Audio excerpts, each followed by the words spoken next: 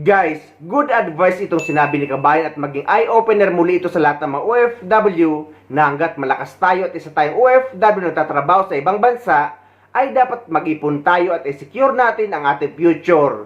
Dahil tama naman dito ang sinabi ni Kabayan na baka pag matanda na tayo at wala na tayong kakayahang magtrabaho, hindi natin alam at hindi tayo nakakasiguro na yung mga natulungan natin ngayon or natulungan natin ay tutulungan rin tayo.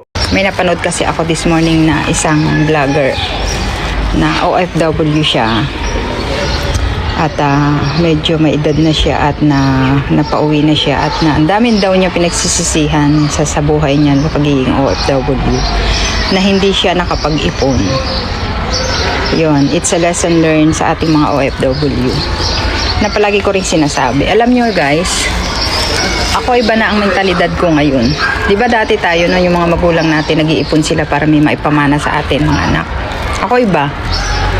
Pag-aral ko na kayo, natulungan ko na kayo, nabigyan ko na kayo ng magandang buhay. So, make your own life para sa aking mga anak. At yung mga naimpundar ko ay inilalaan ko para sa aking pagtanda. Kasi hindi natin masasabi kung ito bang mga anak natin tutulong pa rin sa atin hanggang sa pagtanda. Kasi pag nagkapamilya na yan guys, hindi na mo na sila pwedeng pwersahin na magbigay sa'yo, na tumulong sa'yo. Lalo't may mga anak na yan. Kaya ako sabi ko nga sa aking mga anak at lagi ko sinasabi, huwag sasamaan loob ninyo na yung mga naipundar ko ay ibebenta ko sa oras na kailangan ko. Kasi inipon kong lahat yan dahil inihanda ko sa pagtanda ko. Dahil naayos ko naman ang buhay nyo, okay naman kayo, may mga trabaho kayo, malalakas ang katawan nyo, mga bata pa kayo, kaya nyo ang sarili nyo. Ako pagdating ng panahon, ayokong dumating yung panahon na naaawa ko sa sarili kong nanghihingi ako. Ayokong mangyari, ayokong makita ang sarili ko na ganun guys, na nanghihingi ako. Dahil sa dami ng sakripisyo ko, parang maaawa ko sa sarili ko. Kaya nag-ipon talaga ako, nag-invest ako. At pag dumating yung panahon na wala na akong kakayahan, sa bagay dito na may libre, pero syempre kahit libre dito may mga pangangailangan ka pa rin. So ibibenta ko lahat yung mga naipundar ko. Kung wala man ako sa mundo at may natira sa inyo, pero kung wala, at least kayo na may nabigyan ko na ng magandang buhay, hindi nyo na ako pwedeng masamain nun. Dahil nagkaroon kayo ng magandang buhay dahil sa aking mga sakripisyo. Yung ang aking pananaw sa buhay guys. Ewan ko sa inyo, yun ang aking guys. Ito ang isa sa pinaka-relatable na realidad sa Pilipinas. Maraming Pilipino ang breadwinner. Ikaw ang tumutulong sa parents, kapatid, pamangkin, minsan buong pamilya. At walang masama doon. Actually, napakaganda ng puso ng mga Pilipino. Pero minsan, dahil sa dami ng responsibilidad, nakakalimutan na natin ang sarili nating future. Katulad yan dito sa dating OFW na binahagi niya ang kanyang karanasan na nag-for good siya sa Pilipinas na ni wala man lang SSS, kaya ngayong senior na siya or matanda na siya, ay ni pension ay wala rin siya, kaya napagpuwersa din siya or napipilitan pa rin maghanap buhay kahit minsan ay may sakit siya. Mga advice lang po sa mga overseas na nagtatrabaho malayo sa pamilya. Ako po naging mali po ang aking desisyon. Nung nasa abroad po ako, hindi ko inisip na mag-ipon para sa sarili ko sa aking pagtanda. Hindi wala pa akong SSS. So, nung nandyan po ako sa abroad, lahat po ay pinagkatiwala ko. Pinadala ko pagpapagawa ng bahay at kung ano pa po mga kailangan dito. So, dumating po yung panahon na hindi ko na po kaya at ako po'y na-terminate within 2 months. Ang nangyari po, umuwi po ako na wala pong sapat na pera. Pagkaraan ng 1 taon, naubos na po yun. Hanggang sa magkasakit ako, ni gamot hindi ako mabilhan. Kaya napakasakit po talaga. Kaya ang sinasabi ko lang po na mali ko noon, hindi ko pinaghandaan ang aking kinabukasan sa pagtanda para hindi ako parang kawawang himihingi. Pag nagkakasakit ako, nandito lang ako nakakulong sa kwarto. Minsan umiiyak na lang ako sa maling desisyon. Hindi ko po naman po masisi yung anak ko lalaki. Minsan may trabaho, minsan wala. Yung anak ko naman babae, nakadalawang kurso, asawa agad. Hindi mo mahingan ng tulong dahil laging sinasagigipit. So ano pa po ang aking magagawa kundi pagtiisan ang aking buhay na ganito. Nasa hirap at sa ginhawa, may sakit o wala. ay nagpipilit pa rin kumayod para kahit na konti meron akong gastusin para sa sarili ko. Ito po ang aking may papayo na sana pag-ipon po kayo para sa inyong pagtanda, para hindi kayo parang kawawasan. Kagaya po ng mga nangyayari sa akin o sa iba pang mga OFW. Unang-una, bawasan nyo po yung laging nagpa-package. Kasi po unang-una, nabibili naman po lahat dito sa Pilipinas ang mga bagay na yun. At saka sa bagahe na lang po ay mahal din ang mga pangbayad, di po ba? Kaya, ang dapat lang po nating iwasan ay yung mabigay, dapat limitahan, at ganun din po na dapat lahat po ng resibo ay itago nyo upang sa pagdating ng araw ay makikita nyo ang mga ebidensya kung saan napunta ang inyong mga pinaghirapan. Kagaya po ng sa akin, wala po akong makita. Ang bahay ko, unfurnished. At talagang nakakadismaya po ang aking nadatnan. Tapos ngayon po, ako po ay naghihirap. Talo ng aking kalooban dahil sa nadismaya po ako sa aking nadatnan. Pagkatapos po, ang relasyon namin ng anak ko ay di maganda. At dahil nga napag-usapan na naman ang usaping ito na pagre-retirement, pag-iipon at pagtanda bilang isang OFW, ay idudugtong ko na naman dito ang pangaral ni Ma'am Evangeline Maxam. Dahil guys, may makukuha talaga tayong lesson at eye-opener din talaga ito sa lahat ng mga OFW ang pangaral niya bilang isa ding matagal ng OFW at naninirahan na ngayon sa bansang Canada. Nakakaawa daw, mga OFW. Nakakaawa nga ba? Well, sabihin natin na hindi awa eh. Malaking question mark kung bakit kayo na mga OFW ay walang naiipon. At ang naiipon in general ay mga resibo. Okay? Sige na nga, sabihin na nga natin nakakaawa o naaawa tayo. Hindi nakakaawa, naaawa tayo sa sitwasyon na nilalagay nila ang sarili nila. Bakit? Ito makinig kayong mabuti. Kasi OFW rin naman ako. Alam ko yan. Nung mag-OFW ako for so many years, hanggang sa makarating ako rito sa Canada, wala akong ipon. Maniwala ba kayo? Kasi, siyempre, mahal natin ang mga kapatid natin, magulang natin. So, naibibigay natin lahat. Hindi natin alam kung saan natin dinadala ang pera. Marami tayong gustong bilhin. Hindi natin nabibili. Totoo ba? Isa rin ako doon. Nakakatawa, no? Kasi nung umalis tayo, punong-puno tayo ng pangarap na inaakala natin within a certain time, makabili tayo ng bahay, makabili tayo ng sasakyan, yayaman tayo, kaya natin, para bagang si Superwoman eh. Pero ang katotohanan at ang reality, hindi ganun kadali. Ang daming pagsubok, ang daming pawis, ang daming sakripisyo, iyak at hindi pagtulog sa gabi. Okay? At maraming pangamba. Di mo alam kung hanggang kailan ka magtatagal sa amo mo o tatagalan ka ng amo mo. Ika nga, di natin masabi kung swertihin ka. Pero ang alam ko lang, marami ang nagdanas ng hirap. Di po ba? Ngayon, ang problema kasi, kung babalikan ko, right? Sobra natin pagmamahal, wala naman may sobra bang pagmamahal, mga buldog. Hindi tayo nagplano. Hindi tayo nag-set ng goal. Yun ang maling mindset natin eh. Motivation naroon eh. Ibig sabihin gusto ko mag-abroad. Yan kikita ako ng dolyares. Pero wala tayong disiplina. Mama, buto may disiplina naman kami Ang sinasabi ko, wala tayong disiplina sa sarili, sa paggastos, sa pagbibigay ng pera, padala lahat. Okay? baguhin natin ang sistema natin, okay? Nung umalis tayo, wala naman talaga yung income na yun eh. Pero ngayon, nung panahon namin, nasa mga 10,000 peso lang yata to 15 ang kinikita namin. Ngayon yata, umaabot na sa Hong Kong, Singapore yata, kung di ako nagkakamali, narinig ko yung iba, winawagwag, nasa between 20 to 30,000 peso. Wow, nung umalis kayo, wala yan ah. May kita ba kayo niyan? Ngayon nahihiya pa nga ang pangkaraniwan magtinda ng barbecue o magukay-ukay o ano pa man eh. Ngayon, ang pagkakamali ninyo, pinadala nyo lahat. Ubos lahat.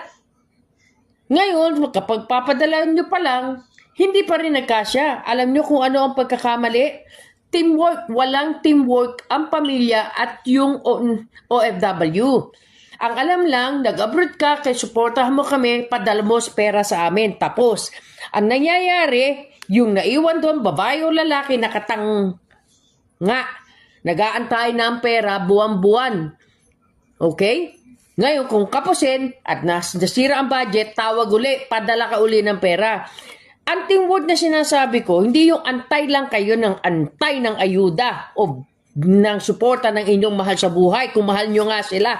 Ba't di kayo kumayod? Ika nga, magdagdag income. Kung mo ba abroad ng isang tao, hindi na kayo magtatrabaho, titihaya na lang kayo dyan, nagpapalaki ng ano nyo.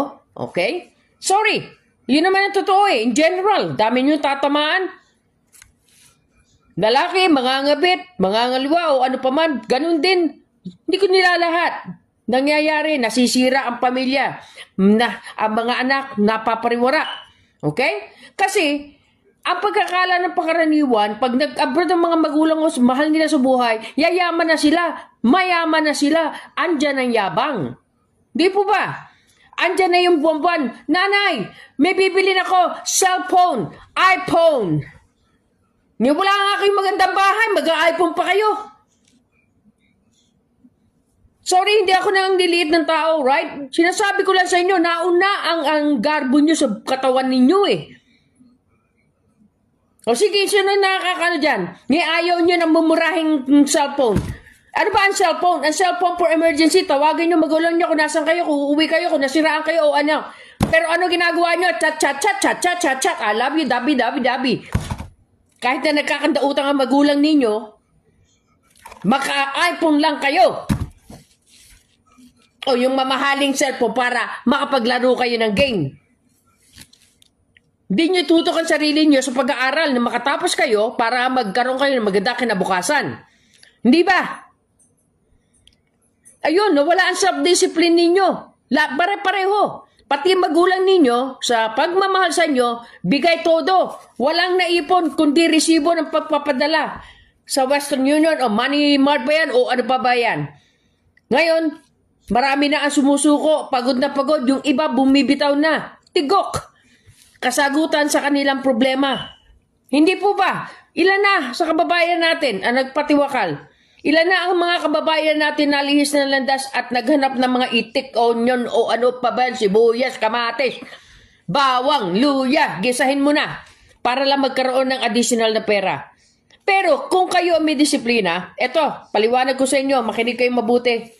Baka matuto kayo. Dapat may goal kayo. Ilang taon lang kayo magtatrabaho para makapamahinga. Ang pag-asawa ba, nag-asawa ka, iwanan mo anak mo, nandun ka sa kabilang bansa? Naghahangad ka na yumamang ka, magkaroon kayo ng magandang pamumuhay? Hanggang kailan ang hinto kung hindi ka na makapagtrabaho? May sakit ka na? At ano nagiging consequence? Sasabihin ng babae o lalaki, ikaw may kasalanan eh, yung pangangailangan ko eh, ikaw lang naman ang gusto mag-abroad eh, o ganon. O, yung magsisisihan, gantihan sa isa't isa. Hindi tama. Dapat, ganito. May goal kayo. Ano goal mo?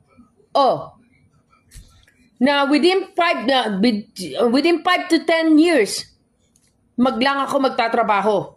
Maximum na yon. Bakit naman within 5 to 10, matagal yun, pero yung talaga sa totoo, once na nag-abroad ka na, yung 10 years baliwala eh. Kahit papatuloy mo pa yan dahil wala kang pera na uwi, wala kang pera pa simula ng trabaho, ng pagnenegosyo, ano pa man sa Pilipinas. Okay? Eto, may anak ka, Yung mga elementary high school, hindi masyado pa magastos yan eh. Yung college, between 4 years to 5 years. May mga tulong na rin sa government pero huwag na natin asahan yan. O ayan, sabi na natin, 4 years, realistic. Pagbili ng bahay at lupa, ang mahirap sa inyo, mag-arbok rin kayo. Gusto nyo mga condominium, bawawaw, good morning ma'am, good afternoon ma'am, hello ma'am. Kaya ayan, na ano kayo sa mga condominium, na alam naman ninyo, wala kayong guaranteed income, na tingnan nyo yung bracket ng edad ninyo, kung mababayaran nyo, ang 25 to 30 years amortization na ngayon, matanda na kayo. Very realistic, nag-abroad din ako, kaya ako nasasabi. Ito ngayon na buksan ng diwa ko, hanggang kailan tatagal ang katawan natin sa pagod, sa puyat, sa gutom, mga walang niyang amo. Hindi ko naman sinasabi lahat, alright? Maswerte na lang kayo. Saludo ko kung nakakita kayo ng magandang amo. Maraming kababayan natin napapahamak sa ibang bansa. At maraming mga kababayan natin kumakabit. At dahil lang sa pera. Dahil sa hirap na kabuhayan, dahil mga anak, asawang mga walang ginawa kundi umasa. Hindi ko nila lahat. Pero ang dami nyo. Ngayon, kung kayo may disiplina at kayo magpamilya ay may plano, may goal sa buhay, makakasama nyo ang mahal nyo sa buhay. Yung ba sinasabi nyo, mahal, sige, huwag ka na uuwi nanay, huwag ka na umuwi, dyan ka na lang dahil kulang ang pera. Tapos mag-uwi ng asawa, nangapit bahay yung asawa? Bahay hindi nagawa. Kaya ang sinasabi, self-discipline, may goal kayo, may plano kayo na mapag-aral ang mga bata 4 years. Realistic na yan. Ipon tayo ng pera para makabili tayo ng lupa at bahay. Yung na lang na hindi masyadong mahal. Sa probinsya, di ba may nabibili naman na hindi na makamahalan ng mga lupa? Tapos ayan, maglagay ka ng kubo. Pwede naman ang kubo pa simula. Kung nung wala kayo, okay. Yung pa kayang magkaroon kayo ng maganda-ganda kubo. Tsaka kayo mag-inot-inot magpatayo. Hindi wala kayong utang. Hindi eh. Bili na kagad ng condominium.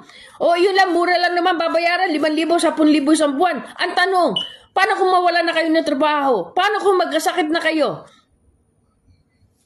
Ang hirap sa inyo, niyayakap nyo ang isang bagay na hindi ninyo kayang yakapin. Andyan ang yabang? Andyan yung bahala na. Magkanda utang-utang, patong-patong utang. Hindi ko babayaran, takbuhan ko na lang. Walang nakukulong sa utang. Marami kayong piniperwisyo din, Sa bagay, andyan na ang karma, napiperwisyo nyo ang sarili nyo. Bigyan na natin yan ng bracket ng sabihin na natin na within 4 years, makapag kayo ng lupa, right? Kasi nga, kung tinatabi nyo, bigyan ko kayo ng computation. Ang hirap kasi sa inyo, hindi kayo nagpaplano. Dapat nakasulat din, nakikita nyo, anytime, na magkano ipon ko. Hindi yung binigay nyo na lahat. Bawasan nyo. Bigay nyo 15,000. Magtipid kayo. Ngayon, sa 15,000 every month, sa loob ng isang taon, magkano ang ititipid nyo? So, nasa 180,000 peso. Naiblow nyo na yung kalahati niyan. Okay? So, sa 180,000, sa loob ng 4 na taon, may 360,000 kayo. May murang lupa, di naman na nyo kailangan ng malaking malaki. Dagdagan na natin ng isa pa yan. 360. So, 180. So, nasa kalahating milyon. Sigurado makabibili na kayo ng lupa sa probinsya. Patayuan nyo ng kubo o patayuan nyo ng bagong bahay ngayon. Metal cladding, magkano lang? 180, meron ka na na 250, 300. Sigurado may bahay lupa kayo. Pagdating naman ng araw, ang mga anak ninyo, magsisimula na yan. Na lumisan, magkanya-kanya na, may mag-abroad, may mag-asawa, o lumipat ng ibang lugar. Di kayo rin mag-asawa matitira doon. Pero habang buhay ba na mag-abroad ang partner nyo, na maiiwan kayo, at pagdating ng panahon na yon, ano ang nalasap ng OFW? Hinagpis. Magkakanda iyak-iyak dito sa social media. Sana Nagtabi ako, nag-iipon ako, hindi ko binigay lahat ng pera. Ngak-ngak. Iyak. Hinagpis. Magbe-blame kayo. Ang pagtulong, kung kaya nyo at willingness kayo, na hindi pagdating ng araw pinagsisisihan nyo, tinulong nyo. Dahil iyon pera, binigay mo na, tapos na. Pero sino ang dapat sisihin? Kayo. Kayo na walang disiplina sa sarili nyo. May maaawa ba sa inyo kung wala na kayong pera? Bihira sa daliri natin ang mabibilang kung sino tutulong sa inyo, tutuwang sa inyo. Pero kung kayo ay nagplano, maaari in general, sabi na natin 65%, nasa magandang katayuan kayo kesa wala. Naku, nagalit na naman si Mama Wildag. Alam nyo, nagpapaliwanag lang ako sa inyo. Mataas lang ang boses ko. Pero sinasabi ko nga sa inyo, kaya ako nasasabi sa inyo, OFW rin ako at lagi kong nilagay sa utak ko, kung ako'y mag-aasawa, hindi ko iiwanan ang asawa ko at anak ko. Magsasama kami sa hirap at ginhawa, kaya ako nag-abroad at nagpunta rito ng Canada. Dahil alam ko, madadala ko ang pamilya ko. Nang maiwasan. Yan. Meron pang mga raming istorya ang mga kapwa nating Pilipino kung ano ang nangyari sa relasyon nila, sa buhay pamilya nila. Marami ang nawasak at mawawasak pa kung hindi natin paplanuhin at wala tayong disiplina sa ating mga katawan. Yun lang po. At ako naman bilang isang OFW, ang payo ko din sa mga kapwa ko OFW na aktibo pa nagtatrabaho ngayon sa ibang bansa, na hanggat malakas tayo ay dapat maghulog tayo sa SSS na at least makakompleto tayo ng 120 contribution or higit pa para pagtanda natin or pagretiro natin bilang OFW ay meron tayong makukuhang pension balang araw.